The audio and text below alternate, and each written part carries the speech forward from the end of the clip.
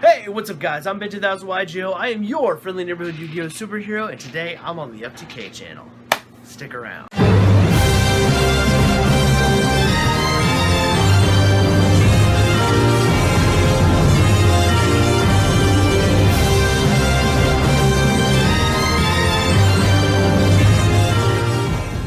Alright, before we get into today's video, guys, I want to remind you guys that we are powered by Inked Gaming, and if you guys want 10% off of your purchase, I suggest you use the promo code TEAMFTK10. Also, guys, I want to real quick remind you, we have a PayPal and a Patreon. Make sure you check those out, especially if you can't afford to be a patron. A buck on PayPal is more than enough for us as a team. I'll tell you right now, any amount of support we get, we're every one of us on this team is like, yes. So, thank you. That's what we're all like. Alright, so now with the pleasantries out of the way, let's get into today's video. I'm going to be talking about 10 toxic cards in Yu-Gi-Oh! So these are 10 cards that I think make the game of Yu-Gi-Oh! Worse than it should be. Now, I know this is going to be a controversial opinion, so let me throw out a disclaimer right now. I am not saying that if you play these decks that have these cards that you're a bad person or a toxic Yu-Gi-Oh! Player. I get it, guys. We all want to win, so we gotta, and if our favorite deck happens to use some of these cards, well, we gotta do what we gotta do. So I'm not holding that against you. What I am holding against is Konami for creating these cards in the first place, and I think that some of these cards either should be errated, banned, or limited, which I'll discuss as we go. So, starting off at number 1 is, and yes, I do have my laptop up, so I can see all the cards I'm talking about. The first card I want to talk about is Ash Blossom and Joyous Spring. Now, this probably shouldn't come too much as a surprise to you guys, which I am thankful that now that everybody has access to it. Believe me, I am very thankful for that. Because at least, as long as since we all have access to it, that lowers its toxicity a little bit. But it's still a very powerful card, and in my opinion, it stops too much. It'd be one thing if it was like no drawing or no searching, but it also says no to sending stuff, and it also stops obscure cards. Like, it also stops things like special summoning from the deck, so it's kind of like a very obscure card, kind of. So in my opinion, it just stops too much. It'd be one thing if it only stopped like one of those, the 4 or 5 things it does stop, but it can also stop really obscure stuff. So because it can do that, I feel like it's too strong a hand trap.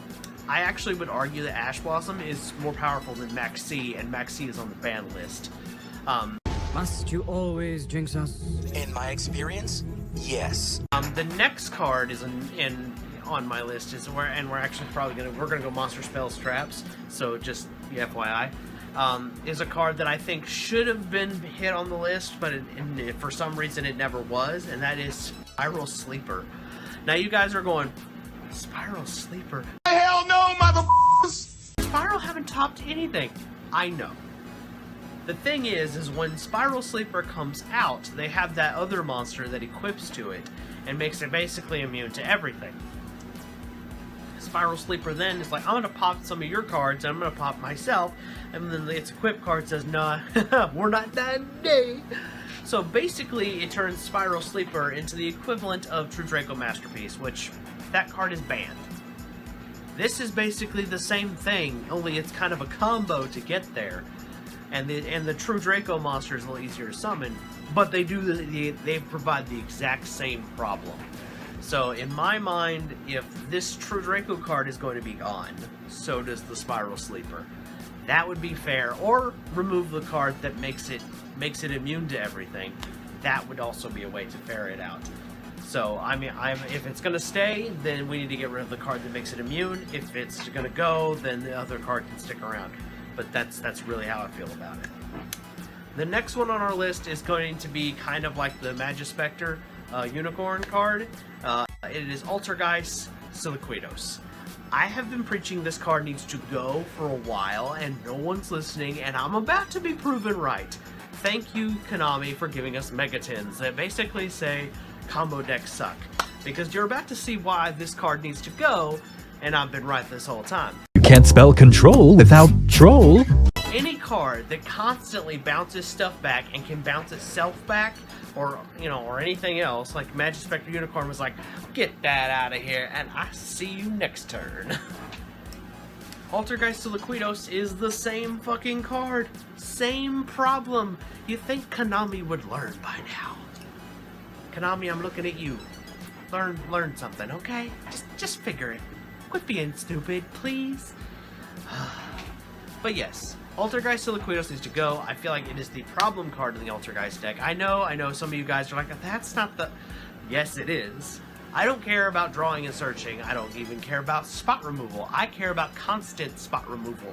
It's one thing if you can remove something once. It's a completely different thing when you can remove something constantly, and there's like, you know what I mean? And all the cards that this card can't bounce back are really hard to summon. Coincidence? I think not! Alright, so the next card on my list is actually a card that I think is another problematic card. And that is Utopia Dump. This card is also very problematic in a different manner, because it provides an OTK to decks that don't OTK, generally. Like, for example, there was a Sky Striker player who got to, like, OTK somebody, and Sky Striker don't OTK, which, to me, seems it should have stayed that way.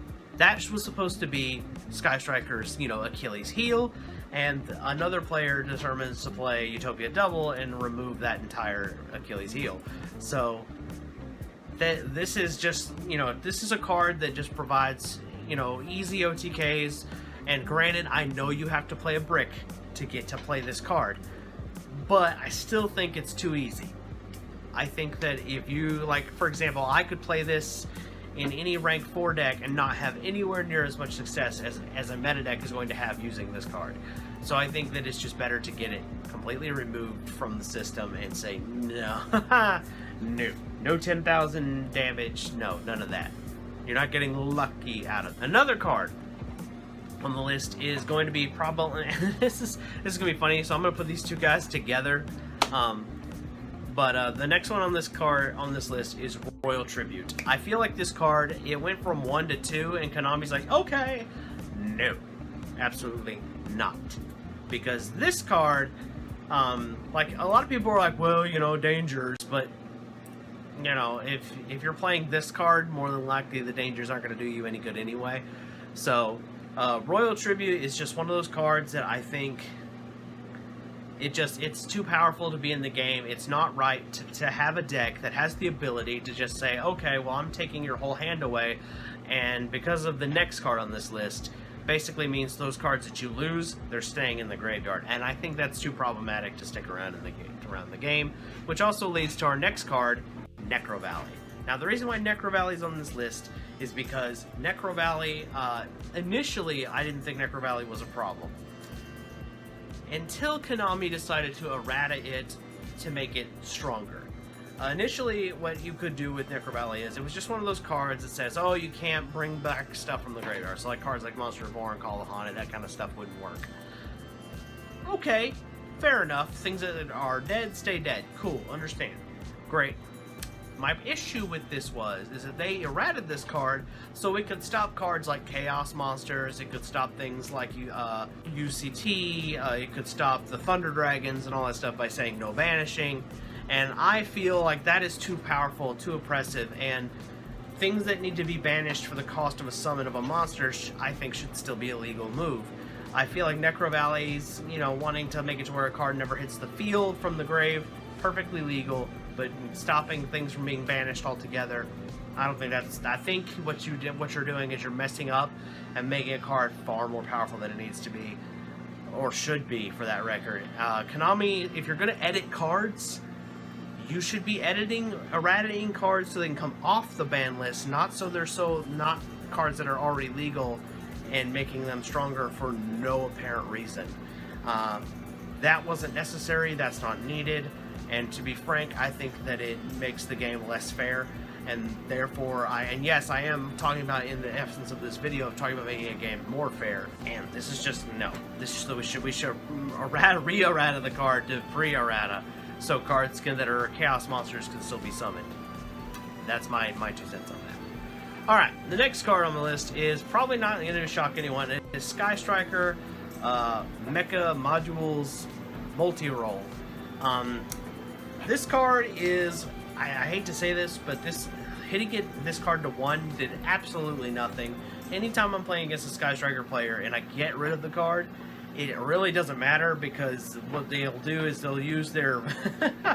I know this is going to be a weird way to put this, but they basically use their combo Kung Fu, and the next thing you know, I'm staring at it again.